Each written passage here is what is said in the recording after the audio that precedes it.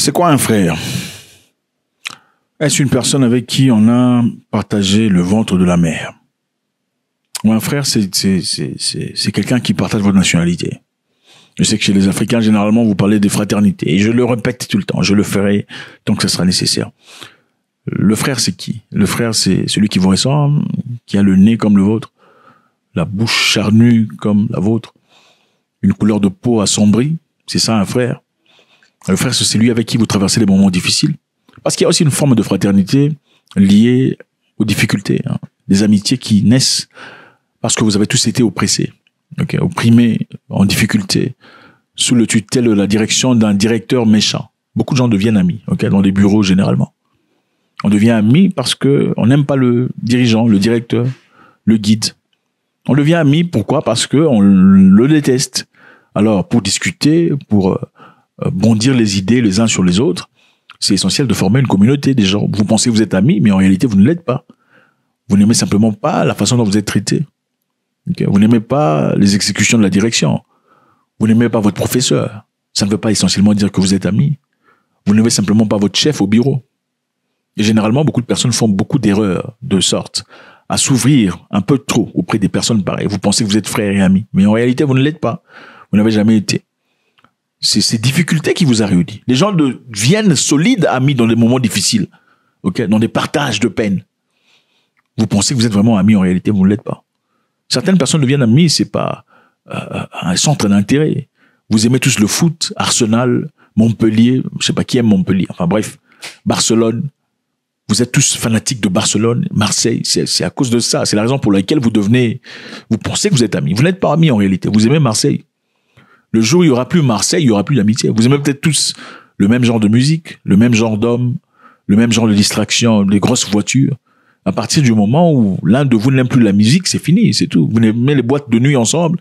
À partir du moment où vous arrêtez d'aimer les boîtes de nuit, votre amitié, vous allez voir facilement comment ça se sèche. C'est ça. Alors, il faut faire très attention à ne pas penser que tout le monde est frère. Les frères sont seulement ceux qui vous soutiennent dans des moments difficiles. Ce sont ceux-là qui sont vos frères. Ceux-là qui porteraient de l'aide à vos membres de famille, à vos parents, si jamais vous étiez dans le coma. Ceux-là sont vos frères.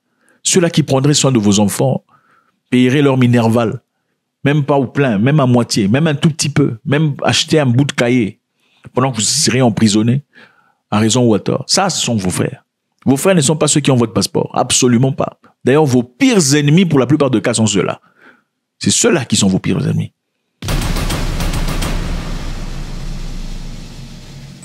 Les amis, le président ghanéen a fait un voyage vers le Burkina Faso. Pas seulement le Burkina Faso, il a été au Mali et au Niger pour discuter d'un fait très intéressant. Le Ghana a un nouveau président, le président Mahama. Mahama a été président dans le passé, John Dramani Mahama. Il a été président dans le passé, il est revenu. Après lui, en tout cas quelque temps, c'était celui-ci. C'était ce monsieur-là, Akufo-Addo, qui n'était pas très aimé de beaucoup d'Africains. Pourquoi? Parce que ce n'était pas un super fanatique du Burkina Faso, Niger et du Mali. Pourquoi? Parce que d'après lui, ces nations n'étaient pas dans la norme. La norme, c'est quoi? C'est la démocratie, c'est-à-dire faire des élections légitimes et devenir président. Ça, c'est lui en train de discuter avec les équipes des Américains, disant que les Russes sont très dangereux. Today, Russian mercenaries are on our northern border. Burkina Faso has now entered into an arrangement to go along with Mali in employing the Wagner forces there. I believe a mine in southern Burkina has been allocated to them as a form of payment for their services. Prime Minister of Burkina Faso in the last 10 days has been in Moscow. And to have them operating on our northern border is particularly distressing for us in Ghana. Apart from not accepting the idea of great powers once again making Africa their theater of operation. C'est un peu comme dans les films, comme un ami méchant ou un frère traître qui va se retourner vers vos ennemis et leur parler. Regardez, il faut faire attention. Il revient à 19h. Nous avons besoin de vous. Il faut nous donner les armes nécessaires pour le tuer. C'est ça.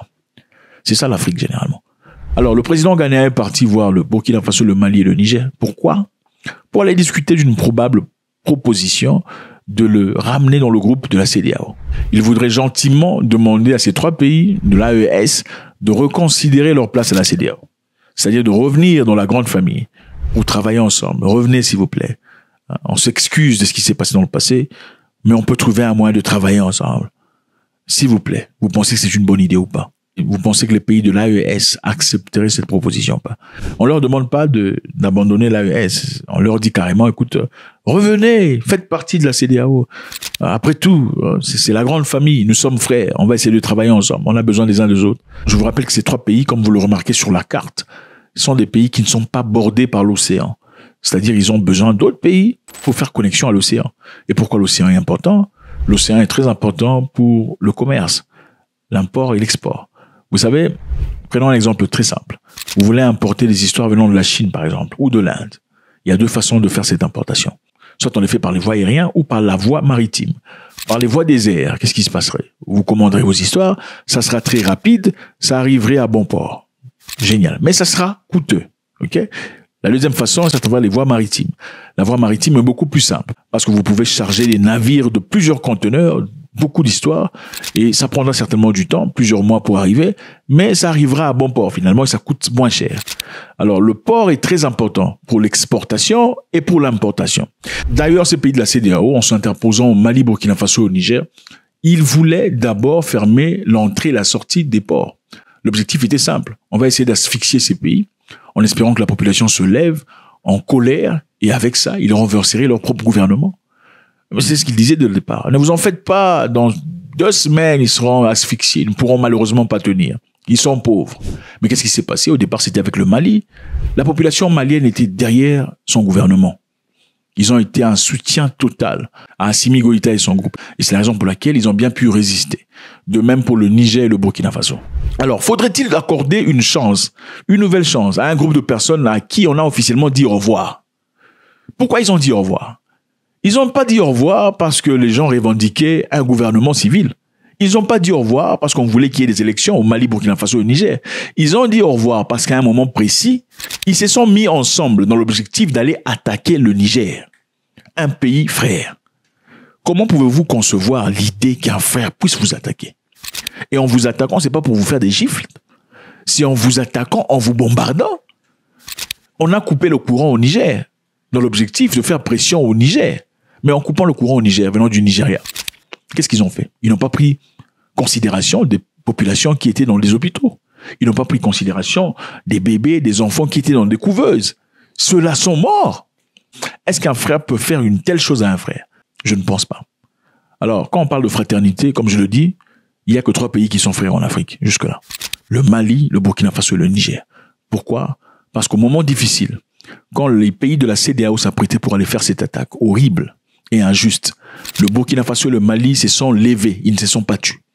Ils ont ouvertement dit, si vous osez attaquer le Niger, vous aurez déclaré une guerre ouverte et officielle au Mali et au Burkina Faso. Toute intervention militaire contre le Niger s'assimilerait à une déclaration de guerre contre le Burkina Faso et le Mali. Et c'est la seule raison pour laquelle ils ne sont jamais partis au Niger.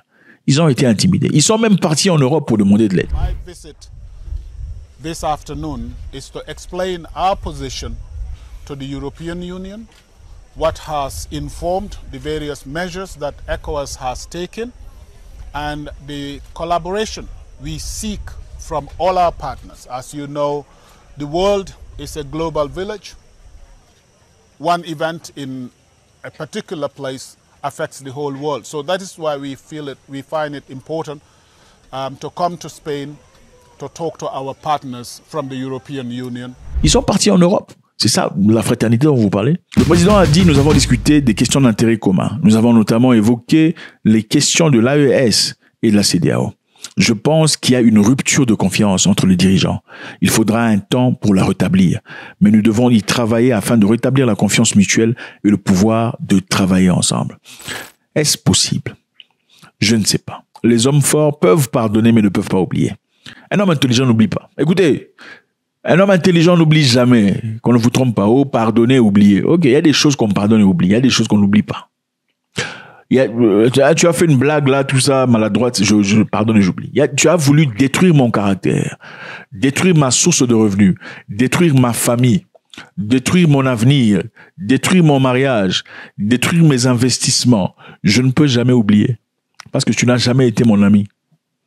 Tu n'as jamais détruire ma réputation, renseigner des gens de manière négative pour me toucher au plus profond de moi, apporter de renseignements à mes ennemis pour détruire ma vie, ma famille, parler de mes parents. Tu n'as jamais été moi. Ce sont des choses qu'on ne pardonne pas. Oui, vous pardonnez, pardonnez. Il faut pardonner. Non, vous continuez à pardonner. Continuez à pardonner. Ok? Les gens là du pays qu'on ne cite pas, ça fait plusieurs années que leur gens ont été finis. Mais jusqu'à aujourd'hui, ils célèbrent cette histoire-là. Ils n'ont pas oublié. Au Rwanda, c'était en 94. Chaque année, ils célèbrent. Ils n'ont pas oublié. Ils ne sont pas censés oublier. Ce sont les imbéciles qui oublient. Écoutez, ce sont des imbéciles qui oublient quand quelqu'un a voulu te couper la tête. Oh, j'ai oublié, je pardonne. C'est ça. On gifle ta mère à gauche. Tu diras, maman, donne la droite, on gifle encore. Bafou. Nous partons en Russie. Russia.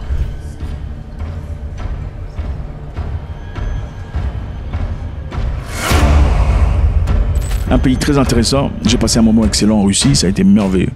Je me souviens d'ailleurs, je partais, c'était l'hiver. Il faisait tellement froid. C'était la toute première fois de ma vie de voir le terrain se glacer. C'est-à-dire la terre se glacer complètement. Glacé. C'était le froid total. Je me dirigeais vers McDonald's. À l'époque, arrivé devant la porte, il y avait 2 filles qui sortaient là. 2 jolies filles là. Mais comment? En mini-jupe. Hein? 2 filles qui sortent dans le froid. En train de marcher avec des talons sur la glace, mais avec mini-jupe. Minyazavu Natasha. Minyazavu Natasha. Dans le froid. J'ai dit, mais non, c'est pas possible. Mais bon, elles sont habituées, elles sont nées là-bas.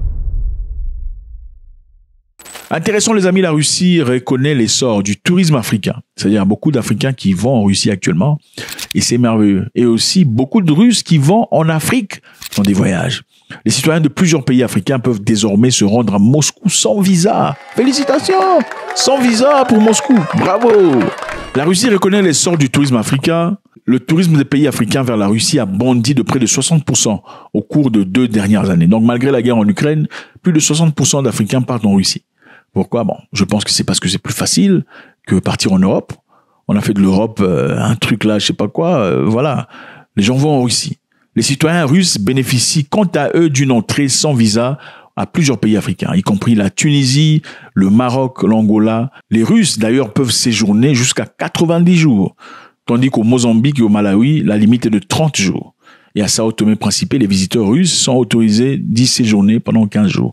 Donc les Africains ont ouvert leurs portes pour la Russie, et c'est intéressant. Et en retour, la Russie ouvre aussi ses portes. Ok, il y a beaucoup de pays qui seront visa-free. Certains sont déjà visa-free dans cette liste, d'autres seront visa-free très bientôt. Il y a le Zimbabwe, Cap-Vert, la Guinée, le Burkina Faso, le Bénin, le Maroc, l'Éthiopie, l'Égypte, le Botswana, l'Angola, le Mali, la Mozambique, le Gabon, la Tunisie, Seychelles, Maurice, Congo, Brazzaville, Kenya et Eswatini. Intéressant. Congo RDC n'est pas là parce que leur président a dit qu'on est en train de l'attaquer comme les Russes sont en train d'attaquer l'Ukraine. Qu'il faut qu'on l'aide parce que bon, on l'a attaqué comme les Russes sont en train d'attaquer l'Ukraine. Donc la Russie ne peut pas ouvrir la porte pour les comment vous les appelez, les aérois. Bref, donc c'est ça. Les amis, c'est toujours très intéressant de voir ça. Est-ce que vous allez partir en Russie pour essayer de voir ce qui se passe? Je pense que c'est un pays très intéressant. Il faut aller faire un tour. Il faut pas écouter les bêtises qu'on raconte là quand les gens vont en Russie. C'est pour être envoyés en guerre. Et puis si vous cherchez l'argent, on vous paye $3,000, vous partez en guerre. C'est à vous de le faire. Il y a pas que les Russes qui font ça. Il y a aussi la Légion étrangère française qui recrute des gens. Enfin bref. Le président ghanéen fait son tour au Burkina Faso, au Niger, au Mali, dans l'objectif d'essayer de discuter, de leur ramener à l'idée de rentrer à la maison. Faut-il rentrer à la maison? Faites-moi savoir ce que vous en pensez. Je veux savoir ce que vous en pensez. On veut vous lire. On aime vous lire. Vous êtes des gens très intelligents. God bless.